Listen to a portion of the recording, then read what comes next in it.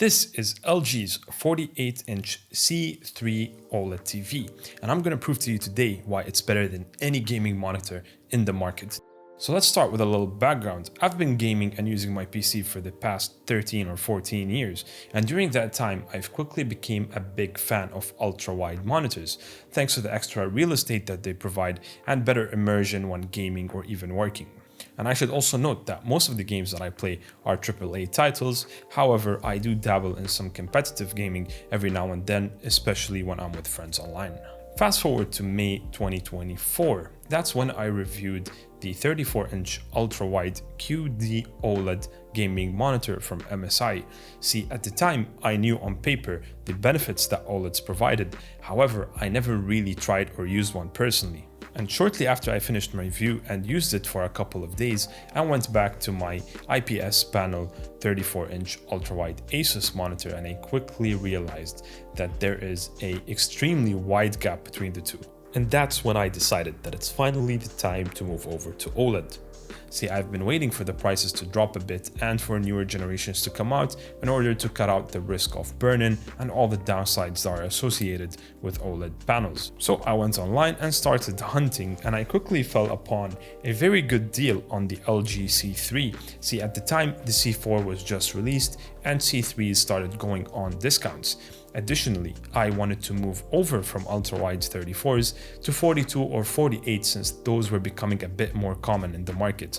I realized that they are as wide or maybe even wider than traditional ultra-wides, with the extra benefit of having the vertical height. So it seemed like the right choice for me. But then you might ask, why did I go for an LG CTV instead of going for the Ultra Gear, for example, which is also available in 42 and 48 inches, or maybe even the Asus ROG series? Well, it's gonna come in stages, and I'm gonna explain them each one by one. So let's start with the price. When I was looking for TVs, at the time, the C4 had just released and LG were starting to push many offers on the C3, so I ended up getting mine for $1,000. While the Ultra Gear was a bit more expensive or equal to the price, it had an older panel and less features when compared. Additionally, the Asus 48-inch was actually almost double the price, which did not seem right for the benefits that you get over there. Number two would be gaming performance. See, the reason you usually go for a monitor instead of a TV is because TVs have a much higher input lag, usually ranging anywhere from 10 to 50 milliseconds, while monitors are usually around the 1 to 5. And this is a tangible difference. It's actually mostly felt in a shooting game. That's when that effect could really pull you out of the game, especially when using a keyboard and mouse. But that is where one of the biggest benefits of OLEDs come in. You see, OLEDs natively have the best response time out of all panels, thus eliminating the gap between a TV and a monitor when used in its gaming preset at 120 Hz. Number three is the refresh rate. Now, the C3 can get up to 120 Hz, while the ROG and Ultra Gear monitors can go up to 138 when overclocked. Now, is that difference noticeable? Not really. 120 is plenty enough for 4K, especially when using a gaming console, and even when you're on a high-end PC rig, you're hardly going to be able to push over 120 frames when playing AAA titles, single-player games, so on and so forth. And personally, I really don't see the jump from 120 to 240 that significant for my daily use. Number four is features. You see, this TV offers more than just gaming performance. It actually has a newer panel compared to the competitors, higher peak brightness, and a full operating system to make it a full entertainment solution. You get all the apps built in with proper native support, so you don't really need to play much with the settings. You just play the content you want to play, and you automatically get some of the best results on a TV. And now let's jump over to the size and the reasoning behind it. You see, I've used plenty of monitors, anywhere from 27, 32, and even the 34 inches ultra-wide, and I quickly figured out after using this that it's probably the best solution for me personally. However, with that being said, you need to understand that placing a screen of this size is crucial to the experience that you're gonna get.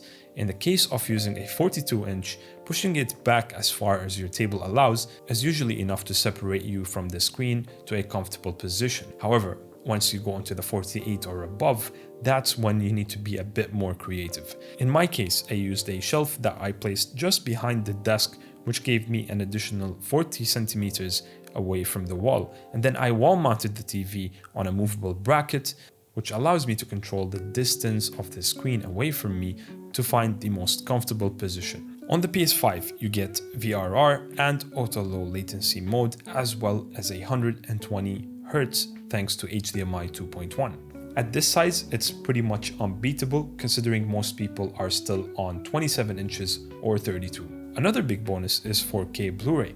I happen to have season 1 of Arcane on disc, and it was by far the best show I have ever seen on this TV. This is also where many of LG's TV features come into play, something you completely miss out on when using a typical monitor.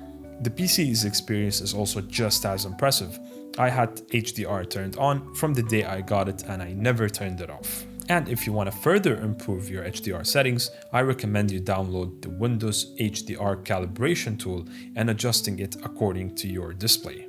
This also goes hand in hand with the HGIG tone mapping, which can adjust the brightness of your screen to give you better contrast levels. However, it could be a bit too harsh or exaggerated, so you might want to turn it off. But that's the sweet thing, right? You always have the choice of turning it on or off according to your liking.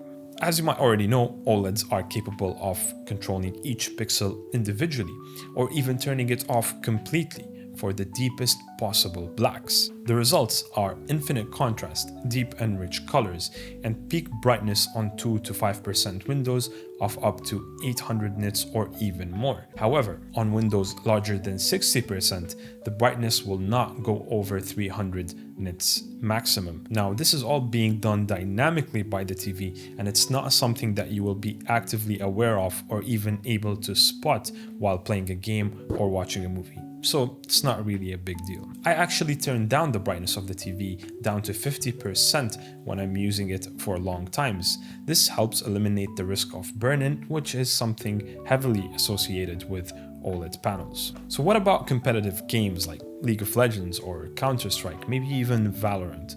Well, it's ridiculous to use a 48-inch on full screen to play those. However, I have come up with a small solution that quickly fixed that problem for me, and it might do the same for you. Number 1 is setting a pure black wallpaper for your desktop. Number 2 is enabling auto hide for the taskbar. Number 3 is change your game to windowed or borderless and then adjust the resolution of the game until you find the right size for you. Full HD usually results in a window size equivalent to a 27-inch monitor. And last but not least, to get the full experience and eliminate the edges of the screen completely, you need to turn off every light in the room. And just like that, everything around the game is gone, thanks again to the pixels turning completely off. This actually ended up being a great solution for me because I had mounted my side monitor on an arm in order to move it over to the center of the screen and use it for competitive play. But thanks to my room being pretty dark if I turn off all the lights and the dark painted walls, this ended up being pretty much unnecessary. Working on a 48-inch screen ended up being far more useful than I imagined. It retained all the benefits of an ultra-wide 34-inch with the added vertical space. Editing on Premiere and Photoshop heavily benefited from the OLED panel as well because it was able to give me a more accurate color reproduction for better final results. And multitasking might be the absolute best feature here. You can have two windows side by side and they are still far bigger than having two individual monitors. Just make sure you don't have your brightness all the way up because usually that's where you have static images on the screen for too long and you really want to prevent burn-in on such an expensive device. Watching 4K YouTube or Netflix is a 10 out of 10 experience. The best thing about using these apps natively from your TV is the great Dolby Vision and HDR support. The TV will automatically detect them and turn on filmmaker mode to give you the most accurate image that the directors have intended.